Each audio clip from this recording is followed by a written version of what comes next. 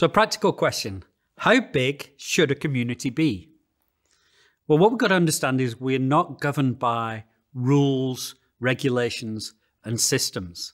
You know, some time back, what was really popular was a system called G12. And the idea was you would train a leader and he would start a group. And as soon as it got up to 12, he had to plant out and they would group. And so you had this almost pyramid structure of groups of 12. And it was based on the fact that Jesus had 12 apostles. The problem with that is it's so rigid and it is so, it doesn't allow for people.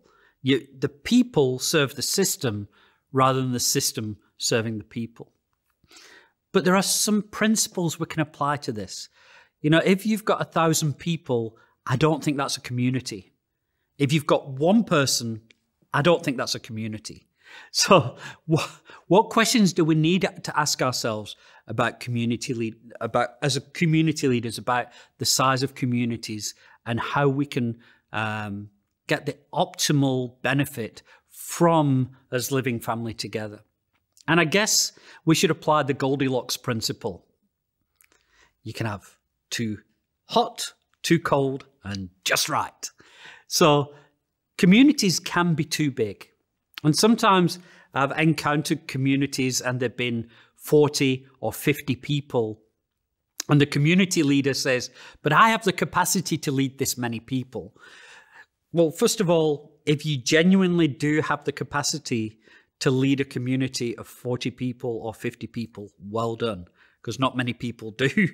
But often people who say, I have the capacity, are actually deceiving themselves. They're lying to themselves. And actually, sometimes at the root of that, and I'm not saying always, but sometimes at the root of that is pride and insecurity that I get my worth out of the number of people that I'm looking after, and I don't want to let people go. And we have to be willing to let people go because they're not our people, they're the Lord's people. And we need to be continually sowing out. So these are the questions I would ask as a community leader if my community is extremely large.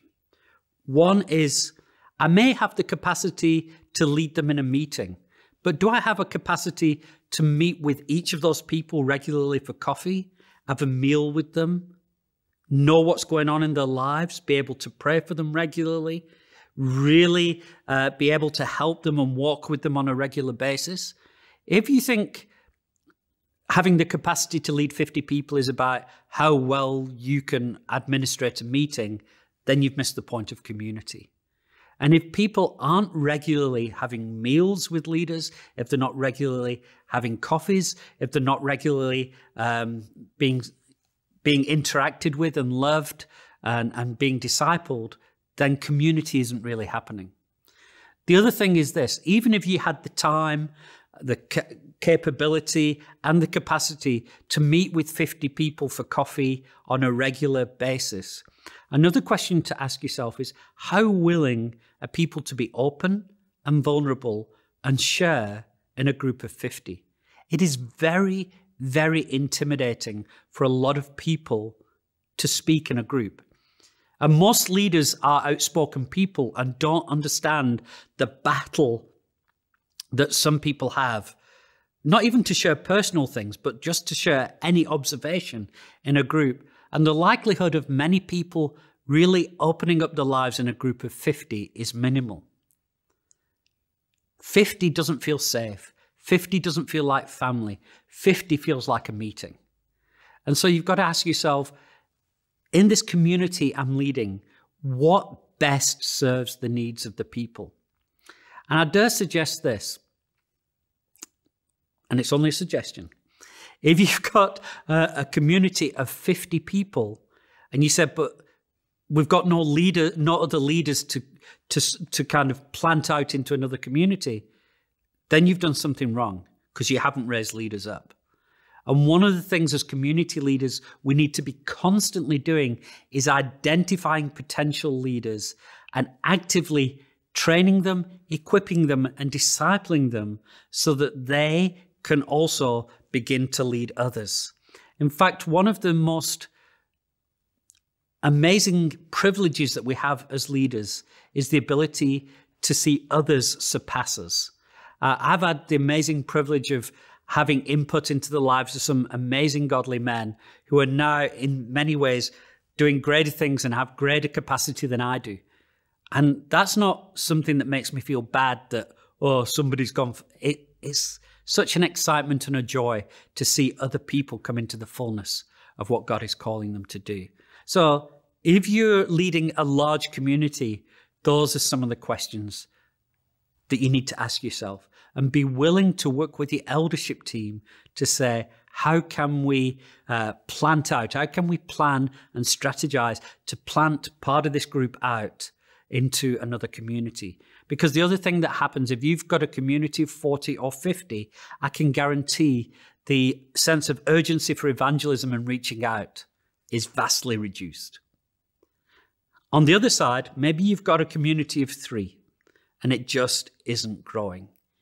Now, for a period of time, that might be what God wants. Maybe God's working on you.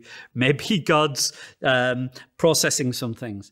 But over the long term, if you're not growing, it's usually a sign of ill health. Every living thing grows. And so if you've got a community of 4 and nobody's being added, again, sit down with your elders, sit down with other community leaders and say, speak into my life. What can I do better? What can I change about my leadership? What is it about me that needs to shift in order to attract people and see the Lord add to this group? I'm not saying you should feel condemned and useless and worthless. What I am saying is often the Lord uses these opportunities for us to examine ourselves and to change and to become more like him. In another short video, I'll share some of my history as a community leader. And at times, I think I could label myself the worst community leader in the history of Just Gen. But by allowing the Lord to use those opportunities to shape and mold me, I became more than what I was. And so what is the optimal size of a community? There is no straight answer. I think in general, as a thumbsuck, across the board, I'd say about 12 people, 10, 12, 14 people is not too hot. It's not too cold. It's just right. It's an amazing number of people that you can get together, have a real sense of family, really know each other, still be on the lookout to grow, still be intimate enough for people to share their lives, take risks, and open up.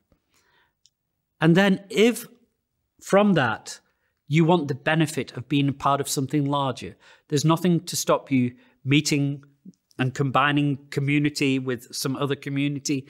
There's nothing to stop you. In fact, what we would strongly encourage is as communities, you go on outreaches, not just outreaches to other nations or to other regions, but to other congregations and even to other communities to go and love and serve other people.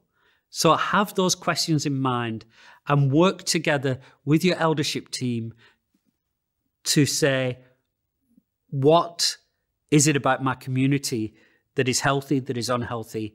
Is it too small? Is it too big? And how can we bring it more into balance to really be the optimal place for people to be effectively discipled?